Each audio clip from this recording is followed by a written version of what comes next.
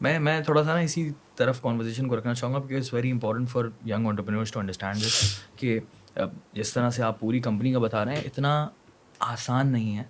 ہاں ایکسپلین کرنا آدھے گھنٹے کے اندر بتا دینا کہ جیریز نہیں نہیں گروپ جو ہے وہ اس طرح سے بنا، ٹھیک ہے، لیکن یہ جو پروسیس ہے نا یہ ہے ریئل پروسیس جو آپ نے ابھی بتایا ہے کہ میں نے اپنے ہاتھوں سے نا وہ اس بیلٹ پر سامان رکھا، اپنے ہاتھوں سے ایک جو ہے وہ کیبن صاف کیا.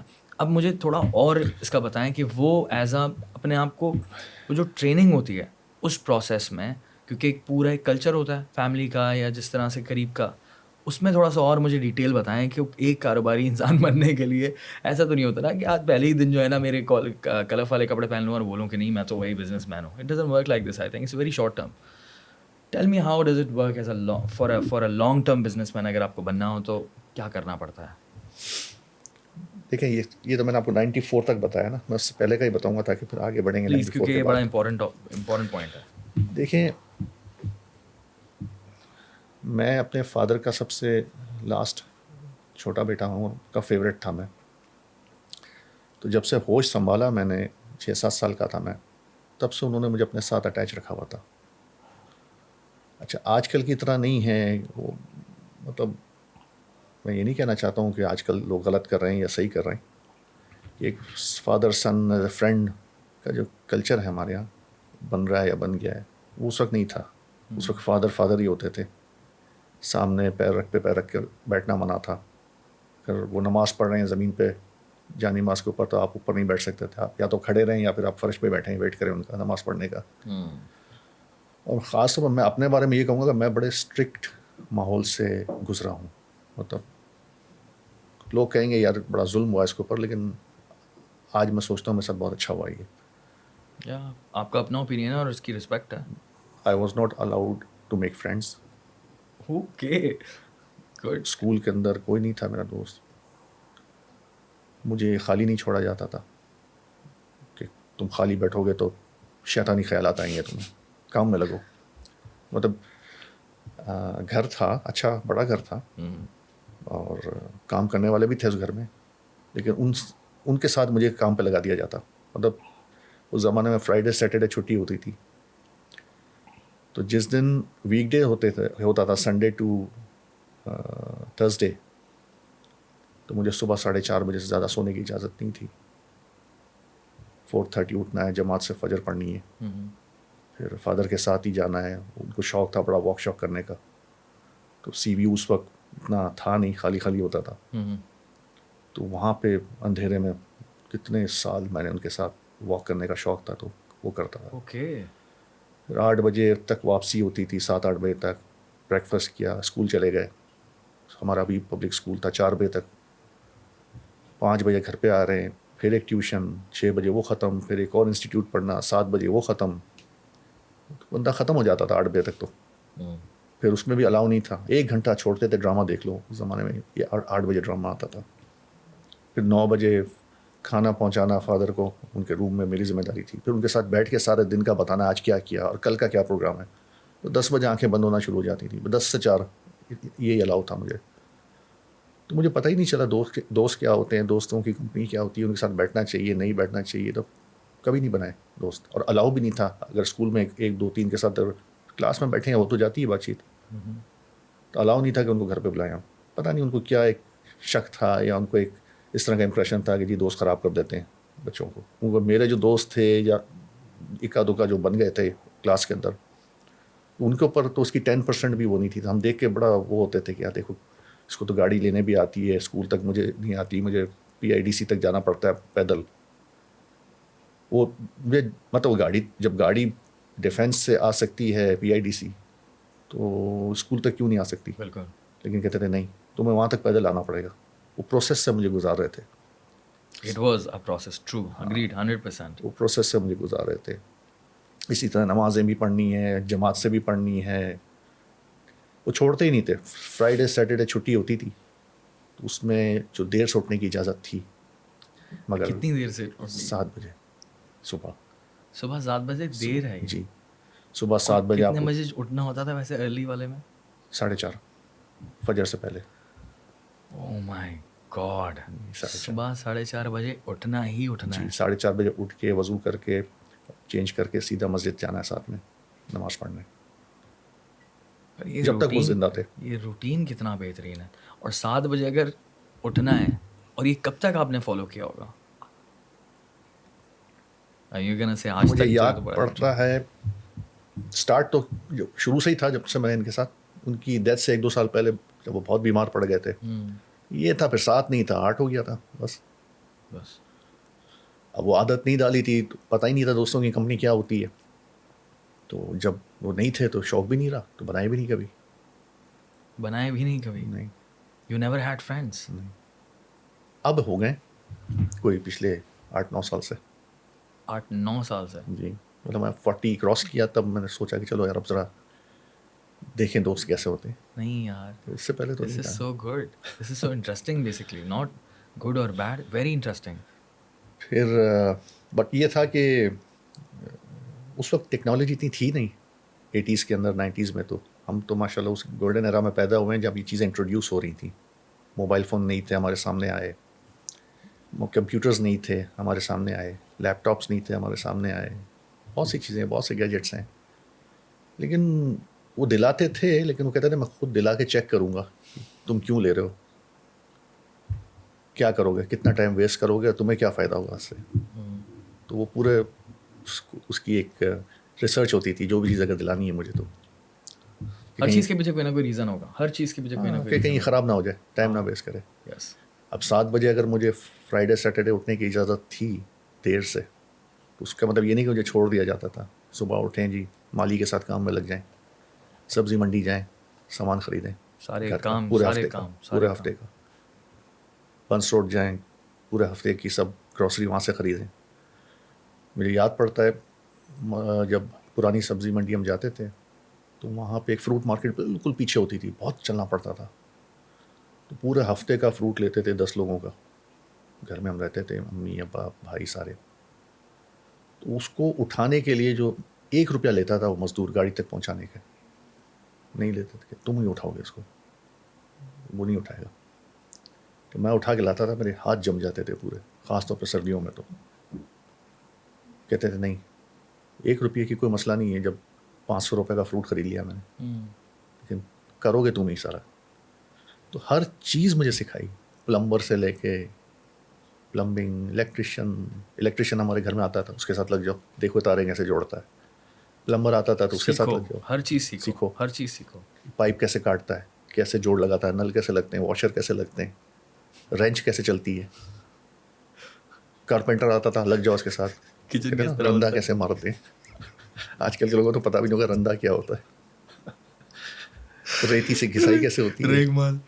گاڑیوں کا ان کو شوق تھا، امریکن کارز کا. تو مجھے لگا گاڑی کہ میں میکینک بھی ہوں میں. ان کے بعد بھی میں نے کوئی، آج تک میں رکھ رہا ہوں گاڑیاں، اور اپنی گاڑیاں زیادہ تر خود مینٹین کرتا ہوں میں ارے واہ. فارغ ٹائم میں، کیونکہ اتنے دوست ہیں نہیں نا کہ میں بزی رہوں. تو جب فارغ ہوتا ہوں اس میں لگ جاتا ہوں. کیونکہ وہ والد صاحب کی ایک پوری تربیت ہی اس طرح کی ہے کہ اتنا زیادہ گھر کے کاموں میں ہی بزی کر دو کہ پھر کاروبار میں، گھر کے کام اور یہ فیملی، تو پھر باہر کا کوئی 90 ٹائم ہی تک جب نہیں. زندہ تھے تو انہیں کاموں میں لگایا ہوا تھا. 90 کے بعد پھر میں نے سوچنا شروع کیا. I was at that time, میرے خیال میں کتنے سال کا تھا میں، 19 سال کا تھا، ان کی ڈیتھ ہو گئی. تو پھر بھائیوں کی شادیاں بھی ہو گئی تھیں، کافی بڑے ہیں مجھ سے. تو پھر میں نے سوچنا شروع کیا کہ یار اب کب تک میں بیٹھ کے پلمبنگ اور الیکٹریشین کا کام کرتا رہوں، کاروبار میں آ جاؤ، سیریس ہو جاؤ. جب 19 کے تھے اس کے بعد آپ نے کیا کیا؟ 19 کے بعد ایک دفعہ کالج سینٹ پیٹس تھا، پڑھتا تھا وہاں میں، فائرنگ ہو گئی وہاں کوئی اسٹوڈنٹ یونین کی آپس میں. وہ میرا اتنا دل خراب ہوا کہ میں کالج سے سیدھا آفس آ گیا اور پھر دوبارہ نہیں گیا کبھی. تو جو آپریٹر والی جگہ چھوڑی تھی وہیں بیٹھ گیا واپس آ کے. مگر الحمدللہ وہ کہتے ہیں نا کہ میرے والد بڑے ریلیجس تھے نماز کے اور ان چیزوں کے، پیسہ کس طرح گھر میں آنا ہے، کس قسم کا پیسہ بچوں کو فیڈ کرو گے. تو اس کا اثر یہ ہوا کہ آج تک ماشاءاللہ ہم سارے بھائی ایک ہیں، کیونکہ سب حلال کا کمایا آج تک. Huge thing. ورنہ جس طرح کے ہمارے بزنسز ہیں آج، اور آپ کو ڈیٹیل بتاؤں گا میں، موقع بہت ہیں غلط پیسہ کمانے کے، لیکن ہماری ٹریننگ ایسی نہیں ہے. تو میرے بھائیوں نے مجھے بس سپورٹ کیا، خاص طور پہ میرے جو سب سے بڑے بھائی ہیں افضل ولی محمد، انہوں نے ایک فادر کا رول پلے کیا میرے ساتھ. جیسے ہی میرے فادر کی ڈیتھ ہوئی 1990 میں، انہوں نے مجھے اپنی کسٹڈی میں لے لیا کہ میں اس کو دیکھوں گا. اور آج تک الحمدللہ ہم اسی ریلیشن شپ کو لے کے چل رہے ہیں. اسلام آباد میں اب رہتے ہیں، وہ اسی وقت چلے گئے تھے، وہ اسلام آباد شفٹ ہو گئے تھے. اس کے بعد انہوں مطلب والد صاحب کے بعد جو ہے نا آئی تھنک انہوں نے ٹریننگ والا چارج سنبھالا ہوگا ان مائی سنبھالا ہوا، لیکن وہ والد صاحب والا تو اسٹرکٹ ماحول نہیں رکھا تھا انہوں نے. وہ یہی کہتے تھے یار میں باپ تھوڑی ہوں. ٹریننگ تو ان کو وہی والی آتی ہاں، ہوگی. لیکن انہوں نے مجھ پہ چھوڑ دیا تھا سب. میرے پاس جیسے میں نے بتایا ابا کو شوق تھا، گاڑیاں بھی تھیں میرے پاس، ساری سہولتیں تھیں، اچھی پاکٹ منی تھی میری اس وقت ہو گئی تھی، مگر میں یوز ہی نہیں کرتا تھا. کہاں اڑاؤں گا، کس کو اڑاؤں گا، کوئی ہے ہی نہیں. انٹروورٹ تھے نا آپ اس لیے. ہاں، تو بس وہ میں جمع کرتا رہتا تھا، اپنی پسند کی چیزیں لے لیتا تھا اپنے لیے، زیادہ تر گھر میں رہنا. پھر امی تھیں تو پھر امی کی خدمت شروع کی میں نے 1990 سے لے کے 2 سال پہلے 2022 اینڈ. تو ان کے ساتھ میں رہا، ان کے گھر میں رہا، میں آج تک انہی کے گھر میں ہوں. میں ان کی تو ڈیتھ ہو گئی ہے. اچھا کام کیا سر یہ آپ تو امی کے ساتھ بھی یہی تھا کہ بس میری امی ہوتی تھیں، میں ہوتا تھا گھر میں. پھر شادی ہو گئی تو وائف بھی آ گئیں، بچے آ گئے گھر میں، تو ہم رہتے تھے. باقی بھائی بھی ہم ساتھ ہی ہیں، لیکن ایک پورشن ہے ہمارا جس میں اپنے اپنے انڈیپینڈنٹ بینگلوز بنے ہوئے ہیں، لیکن رہتے ہم ساتھ ہیں. ہماری انٹری ایگزٹ سب ایک ہی گیٹ سے ہوتی ہے. وہی ہے گھر جو میرے والد صاحب چھوڑ گئے تھے آج تک. تو جس قسم کا رسک کھایا ہم نے، اس کا اثر یہ ضرور ہے. اسی لیے میں اکثر لوگوں کو کہتا ہوں، دوستوں کو بھی اب جو بن گئے ہیں اب پچھلے کچھ سالوں میں، کہ یار اپنے گھر میں نا صاف ستھرا رزق لاؤ. یہ گھر ایک درخت کی طرح ہوتا ہے. فرٹیلائزر کسی پودے کو دیتے ہیں نا، تو فرٹیلائزر سے پودا بڑا خوبصورت بنتا ہے، اس کے اندر پھل بھی بڑا خوبصورت آتا ہے، ٹیسٹ نہیں ہوتا اس میں.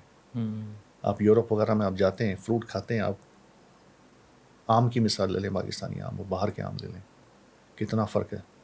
کیونکہ انہوں نے اتنا فرٹیلائزر اور اتنے کیمیکل ڈال کے خوبصورت تو بنا دیا ہے، ٹیمپٹنگ دیکھ کے لگتا ہے یار ابھی لوں کھا لوں، لیکن جب کھاتے ہیں تو پھیکا ہوتا ہے. دل کے شیپ کی اسٹرابری، ہر شیپ کی جی، چیزیں مل جائیں گی، سب ملے گا آپ کو. Test genetically modified fertilisers, pesticide ڈال کے اب تو ہمارے یہاں بھی شروع ہو گیا یہ.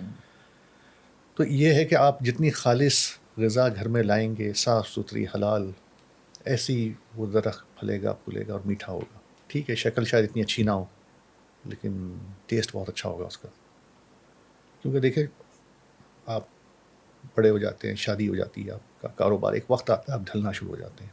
اس وقت آپ کو ایک ایسی اولاد کی ضرورت ہوتی ہے، ایسے سہارے کی ضرورت ہوتی ہے جو کہے کہ جی یہ میرے والد ہیں، یہ میری والدہ ہیں، ہم ان کو اب سنبھالیں گے، انہوں نے ساری زندگی ہمیں سنبھالا. نہ کہ وہ اولاد آپ کو کہے کہ جی آپ نے کوئی احسان تھوڑی کیا، یہ تو آپ کا فرض تھا. ایک یہ بھی عجیب اسکول آف تھاٹ ہے ہاں ہمارے یہاں. which I disagree with وہ of course. ماحول کیسا ہے آپ کے گھر کا، اور ماحول بنتا ہی، میرا یہ بلیف ہے، ہو سکتا ہے کچھ لوگ ایگری نہ کریں، کہ آپ رزق کیسا لاتے ہیں گھر میں. میرے پاس بڑی مثالیں ہیں غلط قسم کا. اس قسم کا پیسہ جو ہوتا ہے نا وہ رہتا نہیں ہے زیادہ، صحت میں نکل جائے گا، اولاد میں نکل جائے گا. وہ کہتے ہیں نا ساری زندگی آپ پیسہ کمانے پہ لگ جاتے ہیں، پھر اس کے بعد وہی پیسہ اپنی زندگی بچانے پہ لگا دیتے ہیں. آپ پیسہ تو جمع کر لیتے ہیں، لیکن بیماریاں ایسی لگ جاتی ہیں کہ آپ اپنی من پسند غذا کھا نہیں سکتے. ہم کہتے ہیں یہ نہیں کھاؤ، پرہیز کرو، یہ پرہیز کرو، وہ پرہیز کرو. ایک عام آدمی، غریب آدمی کو دیکھیں، ڈٹ کے کھا رہا ہے، دبا کے کھا رہا ہے، دھوپ میں کھڑا ہوا ہے، سب کچھ کر رہا ہے، لیکن بیمار نہیں ہوتا. یہاں پہ تو ہلکا سا کچھ ہوا، یہ ہوا وہ ہوا، سیدھا ڈاکٹر، ہیوی میڈیسنس. یہ تو سارا جو سلسلہ ہوتا ہے نا وہ یہی ہوتا ہے کہ آپ رسک کیسا لاتے ہیں. غلط پیسہ آتا ہے تو پھر آپ سوچنا شروع کرتے ہیں کہ اس پیسے کو کیسے بچائیں، اس غلط کام کو کیسے بچایا جائے، چھپایا جائے. اس سے ہوتا ہے آپ کو اسٹریس میرے نزدیک مدر آف ڈیزیزز. وہ آپ کی پوری باڈی مال فنکشن کر جاتی ہے، اور پھر جو سب سے ویک آرگن ہوتا ہے اس پر وہ اٹیک کرتا ہے. تو یہ لمبا پروسیس ہے، یہ ہوتا ہے. تو جب تک آپ کے گھر میں آپ کا پیسہ صاف ستھرا نہیں آئے گا وہ کبھی پراسپر نہیں کر سکتے. وہ فیملی بڑے بڑے آئے چلے بھی گئے, اور آج بھی ہم دیکھ رہے ہیں سن رہے ہیں کسی کی باتیں بولنی نہیں چاہیے, لیکن بیچارے پریشان ہیں. پیسہ بھی ہے, گھر بنگلے گاڑیاں ہیں, سکون نہیں ہے, سو نہیں سک رہے ہیں رات کو. سکون کیوں نہیں ہے, یہی تو پوائنٹ ہے. اس کے ریزن بتایا میں نے آپ کو. بالکل صحیح کہا ہے سر آپ نے. اور دوسرا, پیسہ کمانا کتنا ہے, میں اپنے بعد کی جنریشن کا رسپانسبل ہوں. ان کی اولادوں کا میں نہیں ہوں ذمہ دار. جس طرح میرے فادر میرے ذمہ دار تھے, میری اولاد کے نہیں. ہم یہاں نکل جاتے ہیں 7 نسلوں کو کھلانے. آپ اپنے بچوں کو تو چلیں ایک جگہ پہ آئیں, ان کے جو بچے ہوں گے نا, جب آپ مر جائیں گے تو ان کو یہ بھی نہیں پتا ہوگا کہ میرے دادا دفن کہاں ہیں. کبھی قبر پہ بھی نہیں آئیں گے, جن کے لیے آپ اپنی پوری زندگی خراب کرو گے.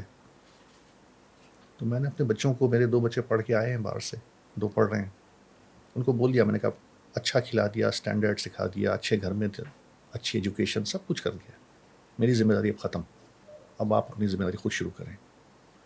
ٹھیک ہے, اگر پیسہ آئے تو اس کا مطلب یہ نہیں کہ میں آپ پہ پڑھانا شروع کر دوں گا. تو وہ جو میرے فادر نے میرے ساتھ رکھا تھا ایک سسٹم, وہی سسٹم میں چلا رہا ہوں. ٹھیک ہے, ان کو میں میچ تو نہیں کر سکتا, ناٹ ایون 50%, کیونکہ آج کل ماحول بھی کچھ اور ہے. لیکن یہ ہے کہ سختی میں نے بہت رکھی ہوئی اپنے گھر میں. ٹھیک ہے, مجھے تو ایک دوست بھی الاؤ نہیں تھا, لیکن میں نے یہ بھی نہیں کہا کہ تم 100 دوست بنا لو. 10 بناؤ, کوالٹی کے ہوں, اچھی فیملی ہو. دیکھوں گا, چیک کرتا ہوں میں. میری مسز بھی کافی اس میں ایکٹیو ہیں, کون ہمارے گھر میں آ رہا ہے, ان کی فیملیز کیسی ہیں. ایسا نہیں کہ جی ہر کوئی اٹھا گھر میں آ گیا. یہ ہم دیکھتے رہتے ہیں اس طرح. تو انشاءاللہ جب آپ یہ چیزیں کرتے ہیں تو چیزیں بھی اچھی چل رہی رہتی ہیں. کیا کھلا رہے ہیں, کتنا کھلا رہے ہیں, کتنی اس کو ضرورت ہے اس کے حساب سے دے رہے ہیں, یا اس کو قدر ہی نہیں ہو رہی ہے اور وہ پیسے لیے جا رہا ہے, آپ سے اڑائے جا رہا ہے. تو کب وہ کھڑا ہوگا اپنے پیروں پہ؟ کل اس کی شادی ہوگی, اس کی بیوی پوچھے کہ تم خود کیا کرتے ہو, تم تو اپنے والد کے پیسے پہ چل رہے ہو نا. اس کے پاس کیا جواب ہوگا؟ ابھی تو وہ نہیں سوچ رہا ہے, اس کو پتہ ہی نہیں ہے. بالکل صحیح ہے. تو میں نے یہ سب سسٹم انٹروڈیوس کیے ہوئے گھر میں. یہ نہیں کہ آج اللہ کے کرم سے اگر کچھ میں نے اچھا کمایا ہوا ہے تو میں ان کو اڑانا شروع کر دوں. اور پھر میں اسٹریس نہیں لیتا, چھوڑ دیا, پہلے لیتا تھا.